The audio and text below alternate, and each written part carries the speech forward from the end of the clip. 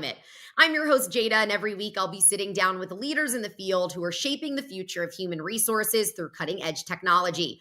We'll be discussing trends, hot topics, and best practices to not only land that job, but be successful in it. So, whether you're the ones hiring or looking to be hired, you're in the right place for all of the tips and tricks. So, sit back, relax, grab your chink of choice, and let's get into it. This is From the Desk with Jada Montemurano, where we bring the hottest HR news from the desk right to you. And today we're joined by an absolute force in the DEI space, Rocky Howard, the founder and chief diverseologist at Diverseology. With over 20 years of experience in the diversity and inclusion space, Rocky's all about helping other DEI leaders with resources and actionable solutions. Now, she's not only a thought leader, she's an inspirational speaker, content creator, and the host of 2 podcasts, Grown Women Wednesday and The Voices of Diversity. So if you're looking for real talk on DEI, leadership, or just showing up as your fullest self, Rocky is the one to listen to.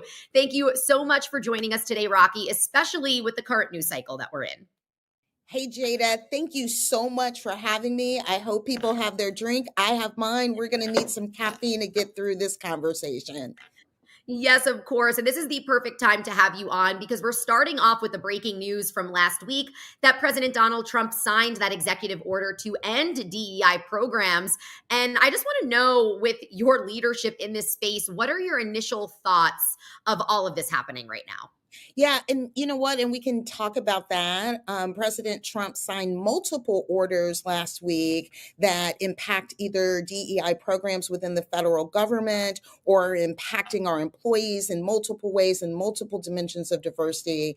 And I will tell you, my initial response could best be described by the quote that Craig Minnick, the brother of the police officer that was killed during the insurrection, said.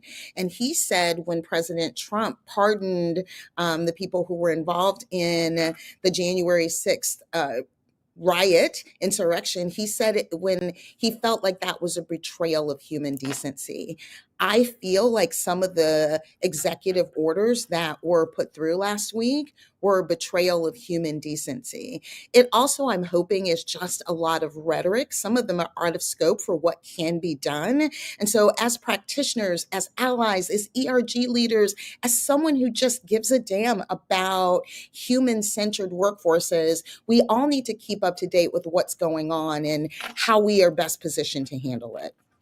And you did send out an insider report from your company, kind of breaking all of this down, right? So if we can kind of just start from what does this executive order specifically about the DEI programs mean? I know some companies are saying they're following it, they're not following it. Federal agencies have to. So just to start off from your expertise, what does that executive order mean moving forward for these employees, for these companies, just in general? Yeah.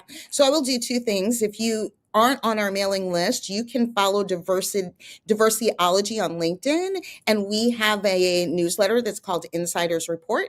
And what Jada is referring to is this week, that report had 10 different actions that have been taken in less than a week. I wrote the darn thing on Friday or Saturday, and it had started on the 20th in less than a week.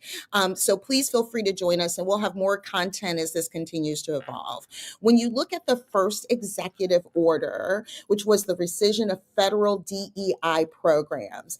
This policy change terminates all DEI initiatives within federal agencies, including office closures, canceled grants, and it was the elimination of performance requirements. So if you work within the federal government, and there was in one of these parts and if you see someone else doing it, you tell on them. So that's pretty scary to us. So if you're in a DEI role within the federal government, this executive order is shutting all of that down, right?